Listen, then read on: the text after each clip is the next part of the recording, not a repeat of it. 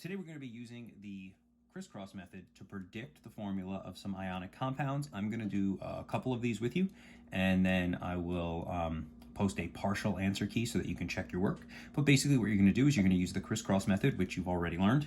You're going to tell me what these formulas are going to be when they're done, and then count the number of atoms in them. So the oxidation states are all here.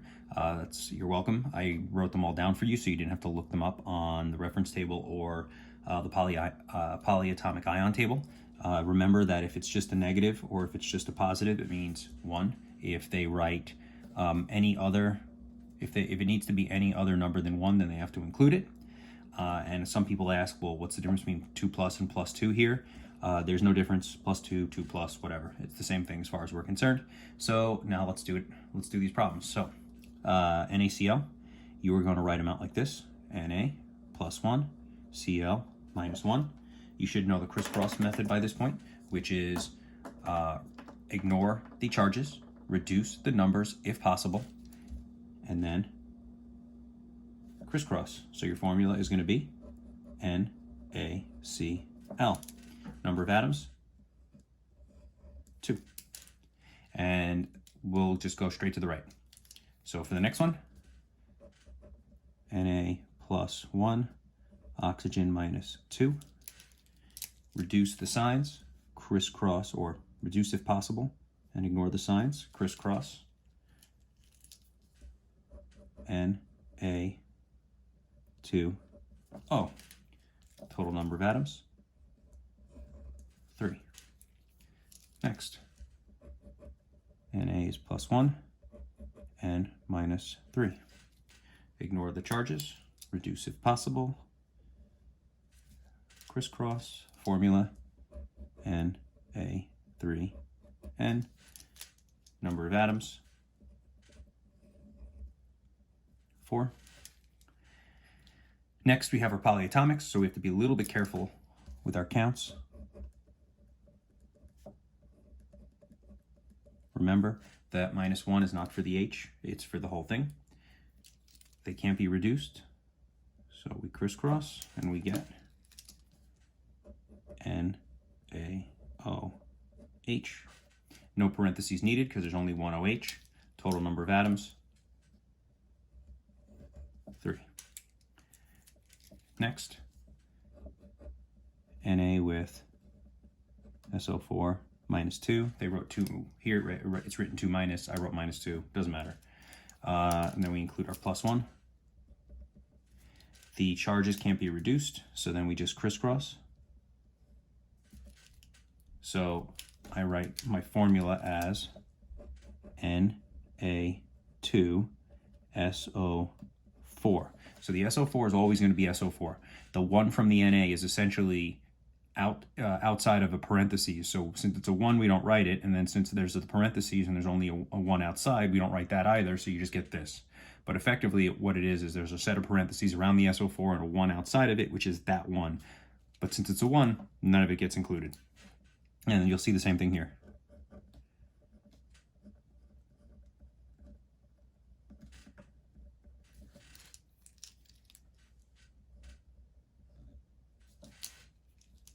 So we have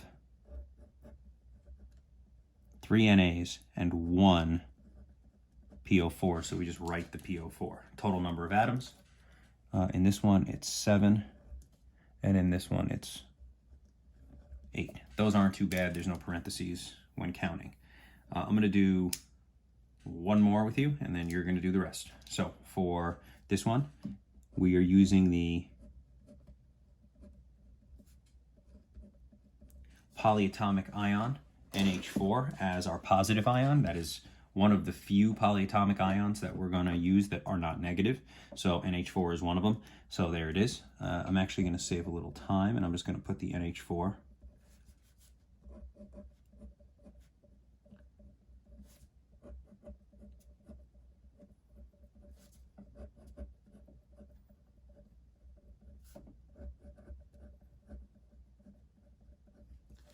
write them out like that.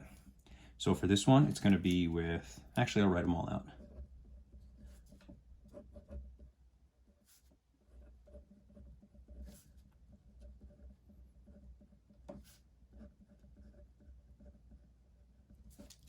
So now we're going to crisscross them all. 1 and 1, I'll include the 1. 1 and 1, we really just ignore those. So my final formula will be NH4Cl. Again, I don't need parentheses around the NH4 unless there's more than one of them. Total number of atoms is 6. 4 H's, 1 and 1 Cl. Next,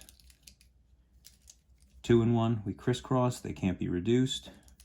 So here we need to say we have 2 NH4s, and the way you do that is by saying NH4 parentheses 2, and then 1 O is just O.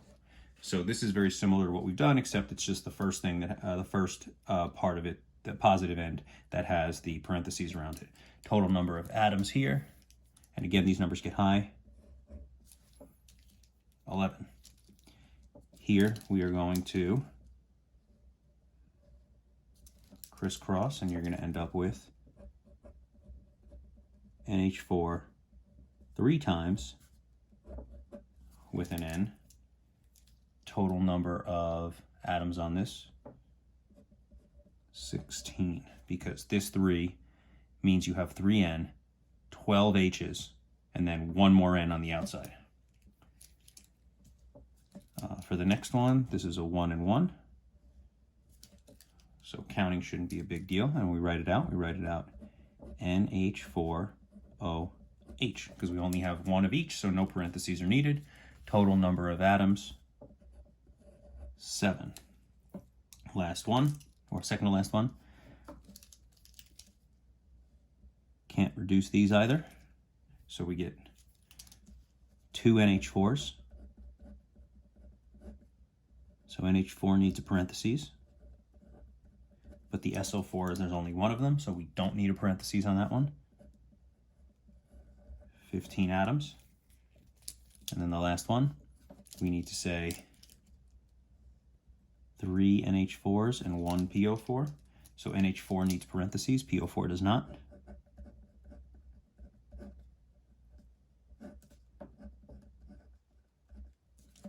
And there it is, and then the total number of atoms,